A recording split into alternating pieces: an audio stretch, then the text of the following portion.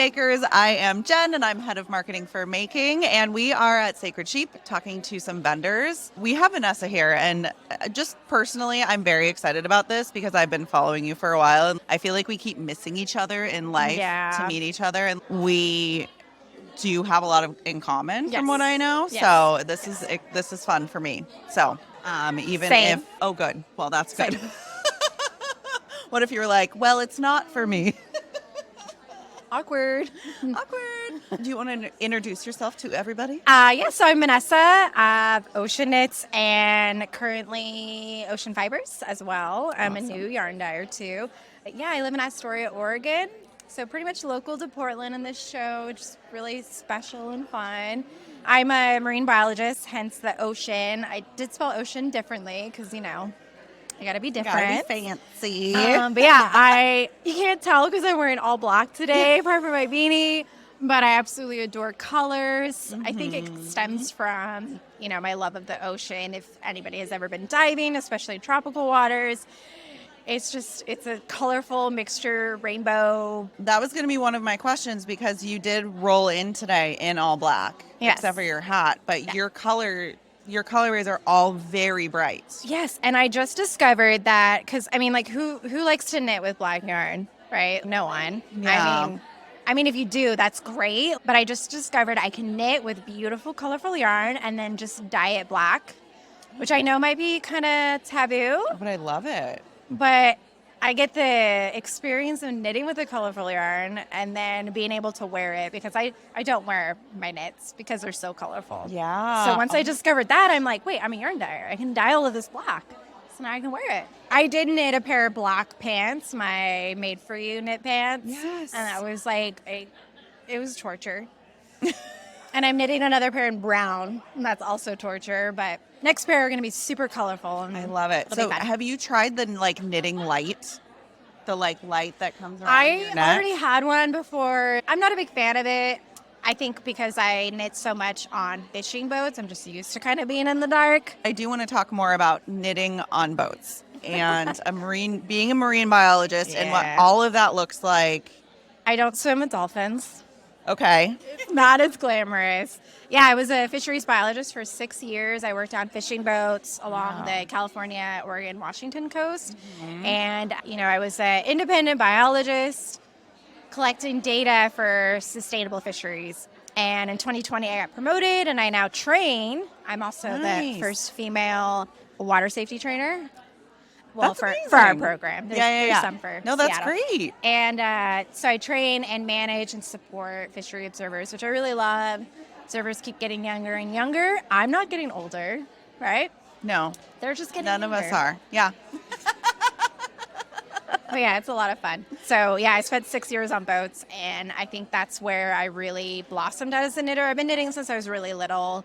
My grandma and my mom both knit. It's passed down generations. Never really took it seriously. I made scarves and hats and stuff like that, but it was when I had a lot of downtime on the boats.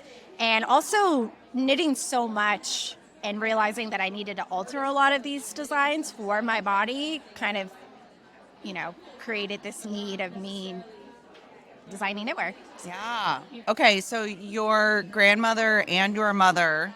And my great-grandma. And your my great-great-grandma. So it is in your blood. Oh, yeah. How old were you again when they taught you? 5 was the first time. My grandma used to make my Barbies clothes. She'd knit me stuff. So cute. Let's say you do have time to knit. Yeah. You have no distractions. You can do whatever you want, but it's the perfect setup for a good long day of knitting. Snow husband. What is your dogs. Not in my house because I'll get distracted by cleaning. Where is your perfect go-to if you could just be in the most perfect spot? Honestly, I kind of miss my days on the fishing boats. I love that. I would just spend hours and hours, especially I used to work on the Sea Storm. It was a huge ship that goes up to Alaska. Super cushy. We've got 2 heads. It's a bathroom and yes. boat world. For those that great cook. And I actually didn't ever have to put on rain gear and go out. Even the guys barely put on their rain gear. It was a lot of downtime, very clean fishing. And, my longest trip with them was 55 days. And when I tell you I knit I made like 7 sweaters in 55 days. Holy And it wasn't just chunky sweaters. I had like petite knit because at the time I was just starting into knitwear design back then. But yeah, I mean, it's really peaceful. Fishermen are usually pretty quiet. They're okay with just sitting there in silence, which I love.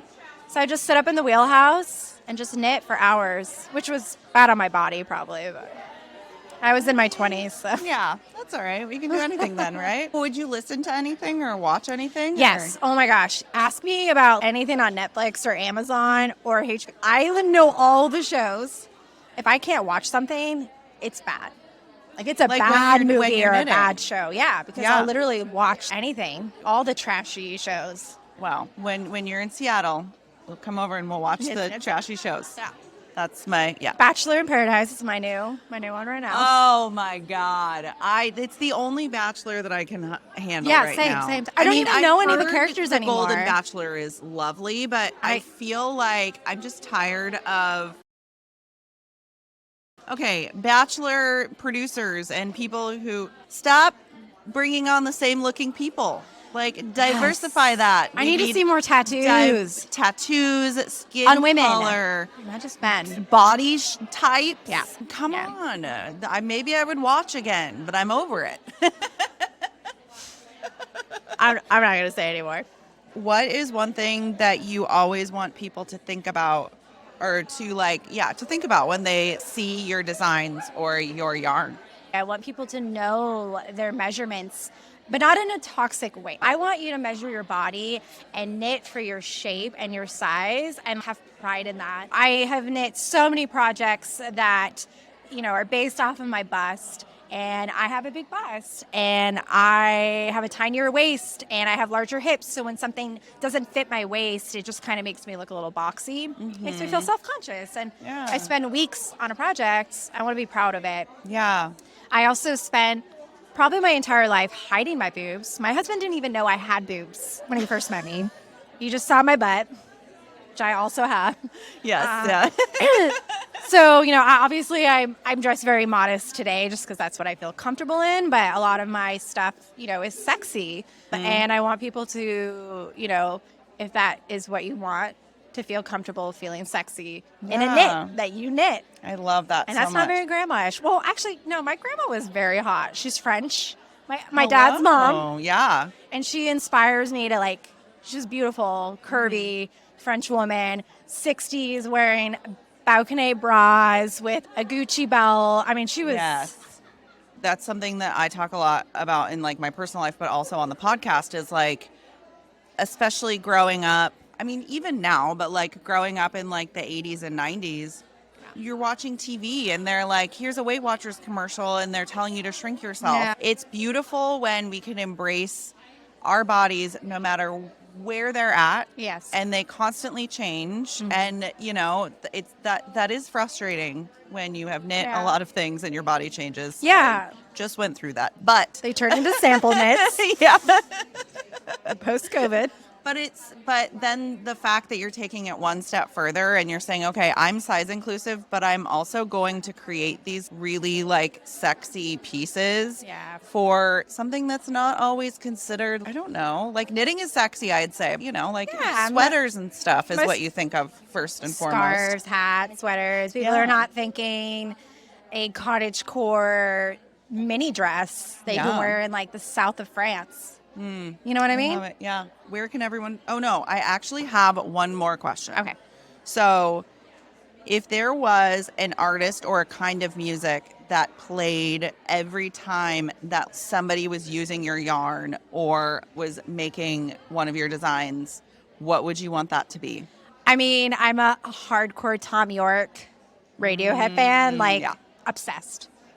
Have always been since high school, which is, I will not tell you, is a while ago.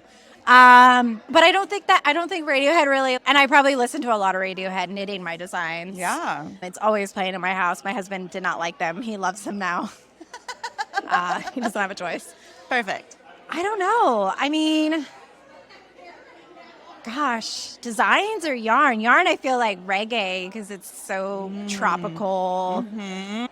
That's a hard. I mean, I hope everyone just listens to Radiohead. Honestly, I'm gonna stick So with that listen answer. to Radiohead. Yeah, I like that. Tom I was York. almost He's a thinking genius. also. So maybe while they're knitting your designs and stuff, it's Radiohead. But then when they put on one of your designs, it's like a really cool like 60s French. Ooh, I love that. I almost started pretending to sing in French. I have no idea how to. I'm so glad I stopped Nobody myself. wants to hear me sing. But yeah, that's kind of what I'm thinking. I love that. for you. I am now gonna go Google some 60s French. If it was up to my husband, it would be hardcore music, like Yeah. screamo. Yeah, I like that too. Or he's actually a Swiftie. I don't love or hate Taylor Swift. I just don't listen to her music. But he'd probably say Taylor He's Swift. a Swiftie and you are not. Well, he's a Chiefs fan. Oh, Yeah. got it. So now he's like all about Taylor Swift because he's obsessed with Travis Kelce because he's Got from it. Kansas. I love it. It's like Yeah. hardcore music or Taylor Swift. He just appreciates, he's a musician, so he just appreciates Yeah. good music. And Yes. Taylor Swift is really good, Yeah, which is awesome. yeah, I listen to Radiohead, so. yeah. I'm also not a Swiftie. I'm more That's Beyonce. okay. Yes. Yeah. Well, she's from our generation. Yeah, that's fair. I mean, we grew up listening to Destiny's Child. Yeah, You know, it's true. Mariah Carey is probably my OG. Yeah. We're really going to go down. Oh the yeah. pop. If we're really like gonna Mariah go down, Carey. I mean, is a queen. I also grew up Big- going to church, and so mine's more Amy Grant. I mean, I grew up going to church too. But then we transitioned to the Destiny's Child and all that. I Yes. love how we just really, I don't know, we went down a path here. I love it. I love Yeah, we call it side quests because my ADHD will take me there sometimes when we're recording podcasts. I love it. I love it. Thank you so much for joining. Where Thank can you for everybody having find me. you? Making app, everything is ōSHən Knits. I do have an ōSHən Fibres on Instagram, but it's linked to my ōSHən Knits. YouTube, I'm trying to get more into tutorials and stuff. You know, I have a full-time job. This is hard. Like, it's my side hustle. Not really hustle. It's my side passion project. There you go. I have a website, ōSHENknits.com. I mean, I keep it simple. Yes. All across And the board. ōSHEN is OSHEN. Great. That was my next It's the thing. I was like, tell them how to spell it. I couldn't figure out what I wanted to do. I knew I wanted to be ōSHEN-y. And I Googled ocean in French. I speak fluent French. I know, it's embarrassing. I know. It's literally the same word. Perfect. But it's the pronunciation. You know the spelling? Yeah, yes. Just missing one apostrophe because Love. I forgot to put it on something that I was doing marketing on. And I was like, fuck it. Oh, excuse me. Was I not? It's okay. No, you're fine. I worked with fishermen. I Yeah, exactly. did pretty good. I think that was my first one. Okay. You're amazing. Thank you for taking the time. Thank I you so much appreciate for having you. me. Yeah.